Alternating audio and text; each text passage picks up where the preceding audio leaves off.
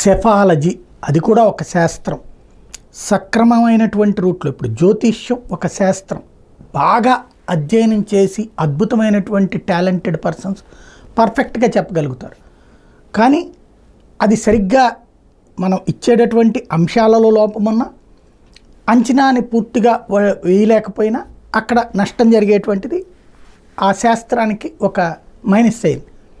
అంటే ఎక్కువ మంది దాన్ని నమ్మేవాళ్ళు నమ్ముతున్నారు, నమ్మనోళ్ళు కూడా ఉన్నారు. అట్లాగే సెఫాలజీ కూడా కరెక్ట్గా అధ్యయనం చేసి చేయడం ఒక ఎత్తు, వేగ్గా మేము ఇట్లా అని ఒక ఊహాజనితంగా చేసేది మరొక ఎత్తు.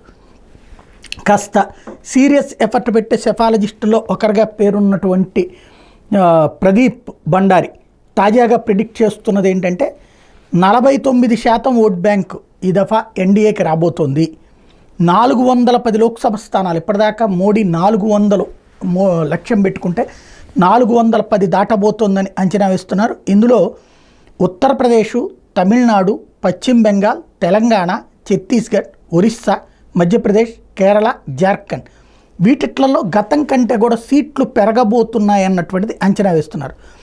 ఒరిస్సాలో దాదాపుగా 13 ఎక్స్ట్రా వస్తాయని, ఉత్తరప్రదేశ్లో 12 ఎక్స్ట్రా వస్తాయని, తమిళనాడులో 2 దాకా వస్తాయి అన్నటువంటిది యాడ్ అవుతాయని, తెలంగాణలో 4 కొత్తగా వస్తాయని, జార్ఖండ్లో 1, ఛత్తీస్గఢ్లో 1, మధ్యప్రదేశ్లో 1, కేరళలో 1, బెంగాల్లో 4, అలాగే ఆంధ్రప్రదేశ్లో 15 దాకా యాడ్ అవుతాయి ఎన్డీఏకి.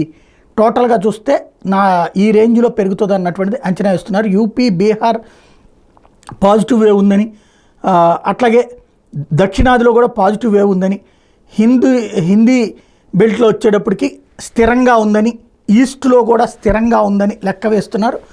అలాగే 8% ఎక్కువ ఓట్లు వచ్చేటటువంటి రాష్ట్రాల్లో ఉత్తరప్రదేశ్, బీహారు, అలాగే హిందీ రాష్ట్రాల్లోనేమో కాన్స్టెంట్గా ఉంది. ఈస్ట్లో కొంత తగ్గేటువంటి అవకాశం ఉందని, దక్షిణాదిలో కూడా కొంత డిప్ ఉంది అన్నటువంటి కోణాన్ని లెక్క వేస్తూ గతంతో పోల్చుకుంటే బెనిఫిట్ పొందుతుంది అన్నటువంటిది లెక్కేస్తున్నారు. 43% probability of NDA crossing 2019 Tally of 352, 49% probability of NDA touching 410, 8% probability of NDA at less than 2019 Tally of 352 seats అన్నటువంటిది ఆయన వేస్తున్నటువంటి అంచనా.